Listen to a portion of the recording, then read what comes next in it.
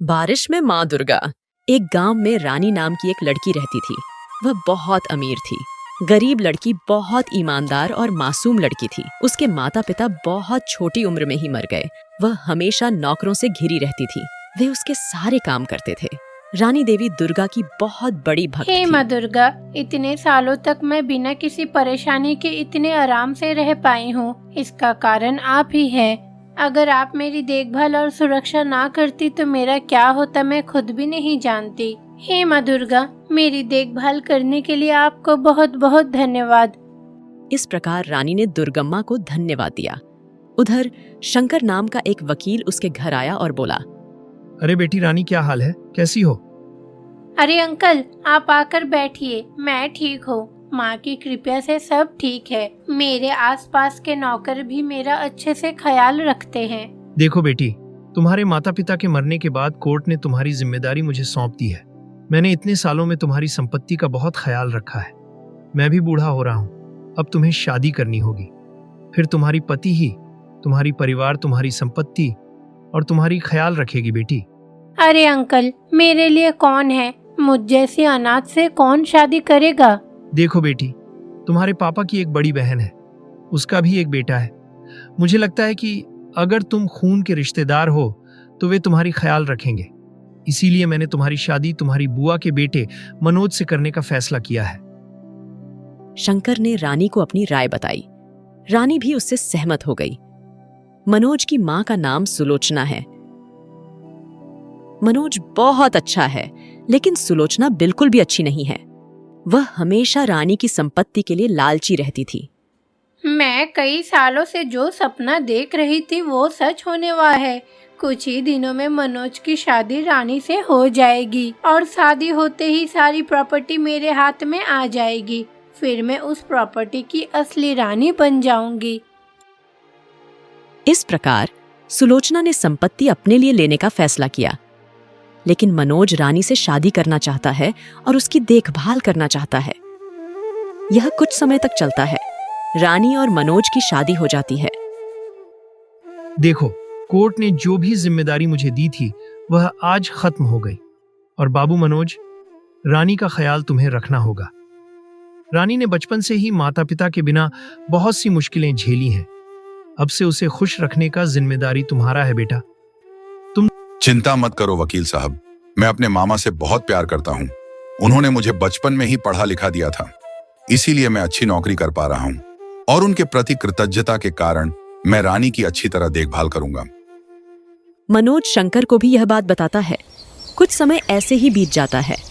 मनोज को काम के लिए विदेश जाना पड़ता है। तब माँ, मुझे एक जरूरी काम है, मुझे विदेश जाना है। जब तक मैं वापस ना आऊं, रानी का ख्याल रखना। और हाँ रानी, तुम भी अपना ख्याल रखना। मनोज रानी को यह बात बताकर विदेश चला जाता है। फिर सुलोचना अपना असली रंग दिखाने लगती है।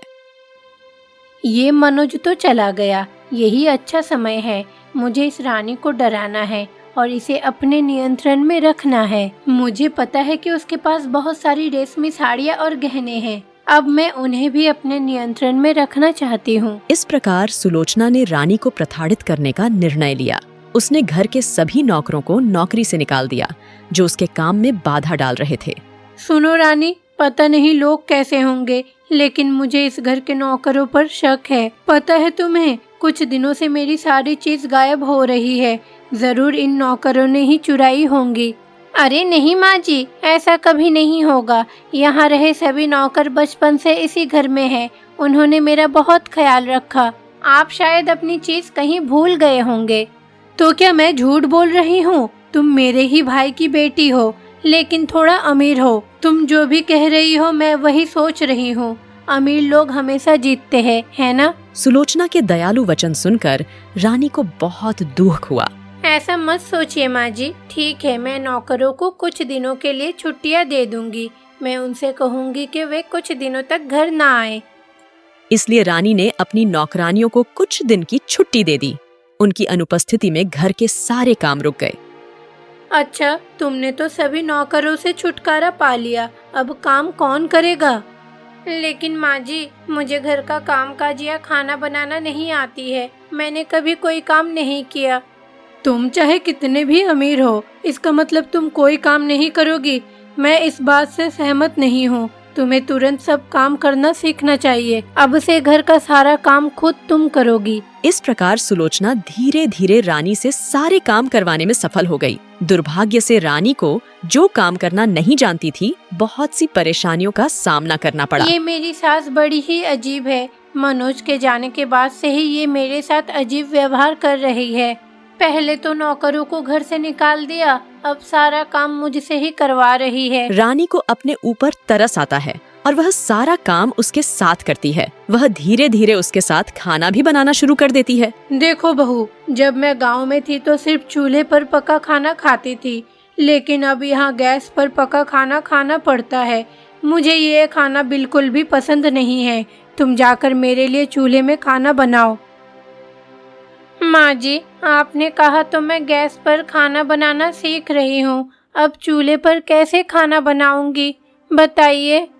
मुझे ये सब नहीं मालूम। मैंने घर के बाहर चूल्हा बनाया है, लकड़ियाँ डालकर चूल्हा भी जला दी है।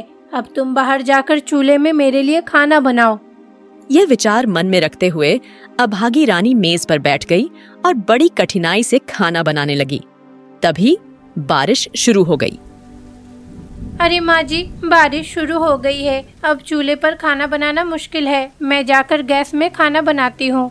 अरे ये तो कुछ भी नहीं है। बचपन में हम भी चूल्हे पर खाना बनाते थे। ये लो छाता, एक हाथ में छाता पकड़ो और दूसरे हाथ से खाना बनाना शुरू करो। बारिश होने के बावजूद भी सुलोचना रानी से खाना बनाने के लिए कहती है। हालांकि वह बारिश में खाना बनाती है, लेकिन रानी को बुखार हो जाती है। दुर्भाग्य से वह बुखार से पीड़ित है। हालांकि सुलोचना सब कुछ अनदेखा करती है और रानी से काम करने के लिए कहती है। बुखार होने पर कोने में नहीं पड़े रहना चाहिए, इससे बुखार और बढ़ जाएगा। इसीलिए कुछ न कुछ काम करते रहना चाहिए। इसलिए बहुत सारा काम करने के बाद रानी थक गई। उसका बुखार भी बढ़ गया। उस रात रानी दुर्गम्मा की तस्वीर के सामने बैठकर खूब रोई। हे दुर्गम्मा, मुझे समझ नहीं आता कि मेरी सास कैसी है। जब मनोज मेरे साथ था तो मेरी सास मुझसे बहुत अच्छे से बात करती थी, लेकिन उनके जाने के बाद ये औरत मुझे परेशान करती है। आप कुछ कीजिए ना माँ। इस प्रकार रानी रोते रोते अचानक बेहोश हो जाती है। तभी दुर्गम्मा प्रकट होती है। दुर्गम्मा बेहोश रानी को गायब कर देती है। दुर्गम्मा खुद रानी में बदल जाती है। वह रात किसी तरह बीतती है। अरे ये बहू अभी तक अपने कमरे से बाहर क्यों नहीं आई? मैंने उसे काम करने को कहा था, शायद वो जाके सो गई। सुलोचना कमरे के बाहर खड़ी हो गई और रानी को पुकारने लगी। रानी कमरे से बाहर आ गई। क्या हुआ माँ जी, आप मुझे क्यों बुला रही हैं? तुमने अभी तक काम शुरू क्यों नहीं की? हाँ माँ जी, मैं अभी सारा काम कर दूंगी। इस प्रकार देवी दुर्गा रानी के रूप में सभी कार्य आसानी से पूरे कर देती हैं। वह चूल्हे पर बैठकर बहुत आसानी से खाना बनाती हैं। अरे ये लड़की तो काम में आज कुछ भी गलत नहीं कर रही है। अगर इसने काम में कुछ गलत ना भी की होगी, फिर भी उसे भुगतना पड़ेगा, तभी तो वो मुझसे डरेगी। सुलोचना मन ही मन यह सोचती है। दूसरी ओर दुर्गम्मा रानी का रूप धारण करके सुलोचना को अपना बनाया हुआ भोजन परोसती है। हालांकि भोजन बहुत स्वादिष्ट था, फिर भी सुलोचना यह कहती है, छी छी, ये कैसा खाना बनाई है? इसे खाने वाले लोगों के हाथ पैर टूट जाएंगे, जुबान भी खराब हो जाएगी। अरे माँ जी, आपने तो ये खाना खाया है, इसीलिए आपको आपके द्वारा बताए गए सभी लक्षण दिखाई देंगे। रानी के ऐसा कहने पर सुलोचना के हाथ पैर झुक जाते हैं। उसका चेहरा भी उतर जाता है। चाहे वह कितनी भी कोशिश कर ले, सुलोचना अपने हाथ पैर नहीं हिला पाती। उसके मुंह से कोई शब्द नहीं निकलता। सुलोचना को एहसास होता है कि उसने क्या गलती की है। दूसरी ओर असली रानी कमरे से बाहर आती है। आप कौन हैं? आप तो बिल्कुल मेरी तरह दिखती है। और माँ जी को क्या हुआ? रानी के अनुरोध पर दुर्गम्मा अपने वास्तविक रूप में आ गई। रानी, तुमने ही मुझे कहा था ना कि सुलोचना को सबक सिखाना चाहिए, इसीलिए मैं उसके पास आई हूँ। देखो सुलोचना, ऐसा मत सोचना कि रानी का कोई नहीं है। रानी के पास मैं हूँ। अगर उसे कुछ हुआ ना तो मैं तुम्हें नहीं छोड़ूंगी। अब से उसके साथ कुछ भी मत करना और रानी को अपनी बेटी की तरह समझो। इस प्रकार दुर्गमा ने सुलोचना को अंतिम बार चेतावनी दी। तब सुलोचना को अपनी गलती का एहसास हुआ। आपको बहुत बहुत धन्यवाद माँ, आपने मेरी समस्या को दूर कर दिया है। मैं आपकी दयालुता को कभी नहीं भूलूंगी। इस प्रकार रानी ने दुर्गम्मा को धन्यवाद दिया। दुर्गम्मा ने रानी को आशीर्वाद दिया और वहां से गायब हो गई। तब से सुलोचना रानी को अपनी बेटी की तरह मानने लगी। रामपुरम नामक एक गांव में सभी लोग खुशी खुशी रहते थे। सभी लोग खूब मेहनत करते थे और बहुत खुश रहते थे।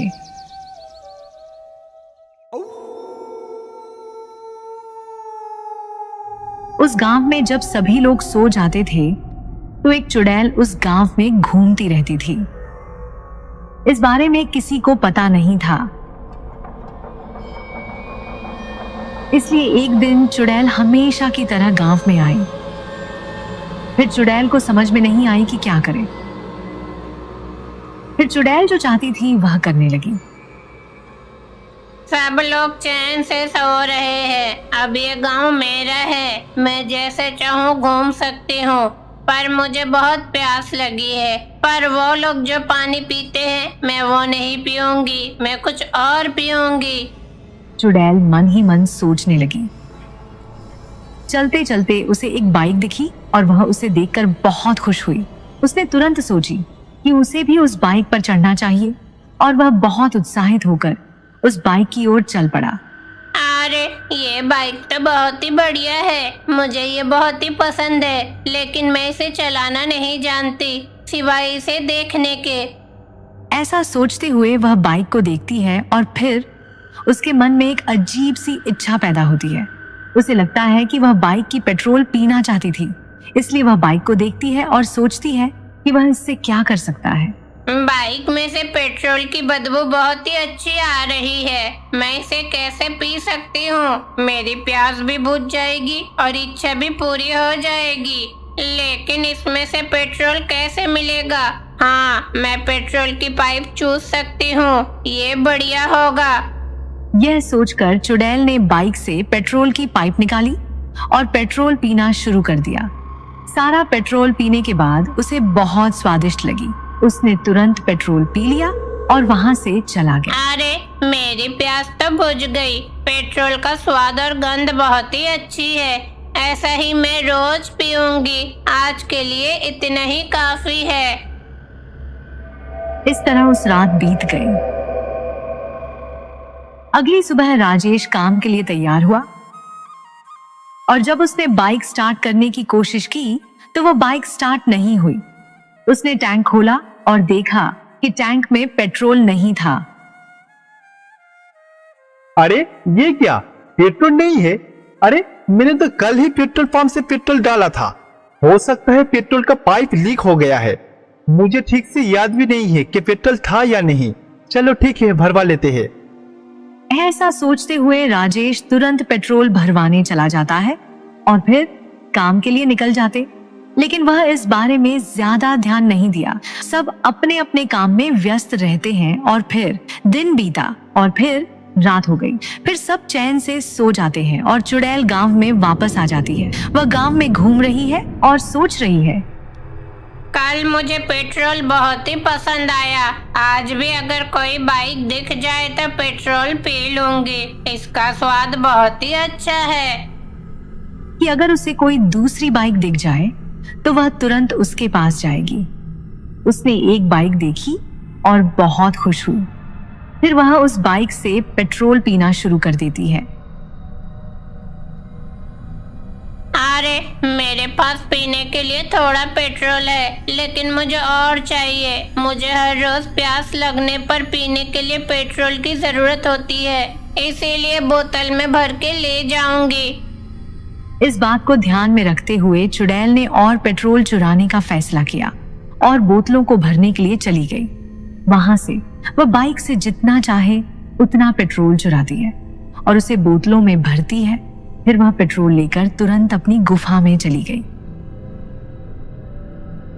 अगर इसी तरह मुझे पीने के लिए पेट्रोल मिल जाए तो फायदा होगा। बस गांव के लोग ना देख ले, वरना मुसीबत में पड़ जाऊंगी।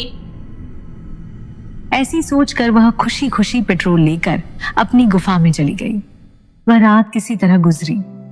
अगली सुबह सभी लोग काम पर जाने के लिए अपनी बाइक स्टार्ट करने लगे, लेकिन उनकी बाइक स्टार्ट ही नहीं हुआ। फिर उन्होंने बाइक की टंकी खोली तो देखा कि उसमें पेट्रोल नहीं था। राजेश ने यह देखा और उसके पास जाकर पूछा, क्या हुआ रघु, तुम इस तरह से बाइक को क्यों देख रहे हो? अरे भाई देखो ना, बाइक का पेट्रोल खत्म हो गया है। अरे तुमने पेट्रोल नहीं देखा था क्या? अरे भाई कल रात को जब मैंने घर में आया तब देखा कि पेट्रोल है, अब मैं देख रहा हूं कि पेट्रोल नहीं है। अरे हाँ भाई ऐसा होता है, कल सुबह भी मेरे साथ ऐसा ही हुआ था। अरे ऐसे कैसे हो सकता है, मुझे तो कुछ समझ में नहीं आ रहा है। क्या कोई पेट्रोल चोरी कर रहा है क्या? हाँ भाई हो सकता है। ठीक है भाई मैं चलता हूँ, तुम पेट्रोल पंप पे जाओ और पेट्रोल डलवा लो। हाँ भाई ठीक है। जब चुड़ैल पेट्रोल चुरा रहा था तो कोई कुछ नहीं कर पाया। वे हर रोज पेट्रोल चुरा रही थी और गांव वाले पेट्रोल पंप से पेट्रोल भरवाते और अपने काम में व्यस्त हो जाते, और चुड़ैल हर रोज इसी तरह पेट्रोल चुराती रहती। सभी लोग काफी हैरान थे। अरे भाई पेट्रोल तो बाइक से हर दिन खत्म हो रहा है, क्या कोई चोरी कर रहा है क्या? हाँ भाई जब भी पेट्रोल भरवाता हूँ तब भी खत्म हो रहा है, मुझे कुछ समझ में नहीं आ रहा है। हम लोगों को कैसे पता चलेगा? वैसे भी दोस्त पेट्रोल तो बहुत ज्यादा महंगा हो गया है ना? अरे भाई सिर्फ हमारे बाइक से ही नहीं, गांव की हर एक आदमी की बाइक से ही पेट्रोल गायब होते जा रहा है। हाँ भाई हम लोगों को सावधान रहना पड़ेगा। जब हम बाइक बाहर रख के घर में चले जाते हैं तब कोई आकर पाइप से पेट्रोल निकाल लेते हैं। हाँ भाई मैंने भी कई बार देखा कि पेट्रोल के पाइप बाहर है।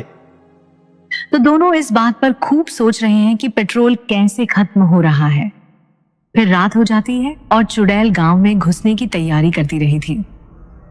अच्छा होगा अगर गांव के सभी लोग सो जाए, मैं जाकर उनके बाइक में से पेट्रोल निकाल कर लाऊंगी। मेरे पास जो पेट्रोल था वो भी खत्म हो गया है। मैं तो रोज पेट्रोल पिए बिना नहीं रह सकती, मेरी आदत हो गई है। वह इस बारे में सोचती है जबकि वह दूर से सोचने लगती है कि सब लोग कब सोएंगे। थोड़ी देर बाद सभी सो जाते हैं और फिर भूत गांव में प्रवेश करती है। वह गांव में पेट्रोल के लिए बाइक की तलाश शुरू करती है और जितनी भी बाइक उसे दिखती है उनका सारा पेट्रोल निकाल लेती है। रंगैया घर पर चैन से सो रहा होता है, तभी चुड़ैल उसके घर आती है। चूंकि उसकी बाइक घर के बाहर होती है इसलिए चुड़ैल बाइक से पेट्रोल निकालने की सोचती है।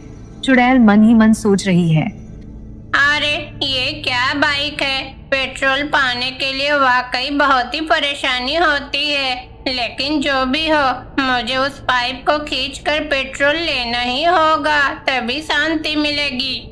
तभी चुड़ैल जैसे ही बाइक के पास पहुंचता है, बाइक अचानक बहुत शोर मचाने लगती है और घर में रहने वाला रंगैया शोर सुन लेता है। वह अचानक जाग जाता है और हैरान हो जाता है कि आखिर हो क्या रहा है यहाँ। अरे ये अचानक बाइक का शोर कहाँ से आ रहा है? क्या कोई पेट्रोल चोरी करने तो नहीं आया है? मुझे बहुत ही चिंता हो रहा है। मैं बाहर जाकर देखता हूँ, मुझे कुछ गड़बड़ लग रहा है। ये सोचते हुए रंगैया उठता है और धीरे से बाहर की ओर आते हैं। तभी उसे कोई उसकी गाड़ी से पेट्रोल चुराता हुआ दिखाई देता है। ये देखकर वह हैरान हो जाता है और देखता रहता है। आज ही मैंने सुना कि गांव में सभी लोग चर्चा कर रहे थे कि पेट्रोल चोरी होने के बारे में। अरे कोई मेरे बाइक से पेट्रोल चुरा रहा है, उसकी इतनी हिम्मत, मेरे बाइक से पेट्रोल चुराएगा, उसे जाकर पकड़ लेता हूँ। वह ऐसा सोचता है। रंगैया तुरंत घर से निकल जाता है और उसे वहां देखकर उसे पता चलता है कि यह कोई चुड़ैल है। वह बहुत डर जाता है, लेकिन इसी बीच चुड़ैल भी उसे देख लेती है। चुड़ैल बहुत क्रोधित हो जाता है। अगर हिम्मत है तो इधर आओ। अरे मैंने आपको नहीं देखा, मैंने सोचा कि कोई चोर होगा। क्या सभी के बाइक से पेट्रोल चुराने वाली आप ही हो? हाँ अगर मैं हूँ तो क्या? देखिए ऐसा करना बहुत ही गलत है, आप यहाँ से चला जाइए। तुम मुझे धमका रहे हो, मैं कहीं नहीं जाऊंगी। नहीं नहीं ऐसा कोई बात नहीं है, आपके बारे में मैं सभी गांव वालों को बता दूंगा। उससे पहले मैं तुम्हें मार दूंगी। ये कहते हुए चुड़ैल क्रोधित हो जाता है और रंगैया पर पेट्रोल डालकर उसे मारने का फैसला करती है। योजना के अनुसार वह उस पर पेट्रोल डाल देती है। अरे आप ये क्या कर रही हो? ऐसा मत करो। मैं तुम्हें मार दूंगी, नहीं छोड़ूंगी। हे स्वामी हनुमान भगवान, आप ही हो जो इस चुड़ैल को हमेशा के लिए मिटा सकती हो। मैं किसी भगवान से नहीं डरती, और अगर तुम बुलाओगे तो क्या भगवान आ जाएगा? और रंगैया भगवान हनुमान से प्रार्थना करने लगा। हे स्वामी, कृपया करके मुझे बचाइए। जैसे ही भगवान हनुमान प्रकट हुए, चुड़ैल आश्चर्यजनक रूप से बहुत डर गई। ये सब क्या हो रही है? आप मेरे भक्त को क्यों परेशान कर रही हो? नहीं, मैंने कुछ नहीं किया, लेकिन आप ऐसे लोगों को बचाने क्यों आए हो?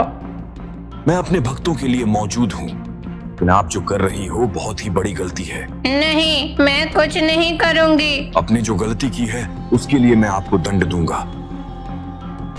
भगवान हनुमान ने भूत पर पेट्रोल डाला और उसे आग लगा दी, जिससे वह तुरंत मर जाती है। रंगैया इससे बहुत खुश हुए। स्वामी, जैसे ही आपसे मैंने प्रार्थना की, आप यहाँ पर आ गए हो। मैं धन्य हो गया हूँ। क्या मैं अपने भक्तों को संकट में छोड़ दूंगा? ऐसा नहीं होगा। ये कहकर हनुमान जी अंतर ध्यान हो गए और उस दिन से उस गांव में किसी की बाइक से पेट्रोल चोरी नहीं हुआ। वे खुश थे।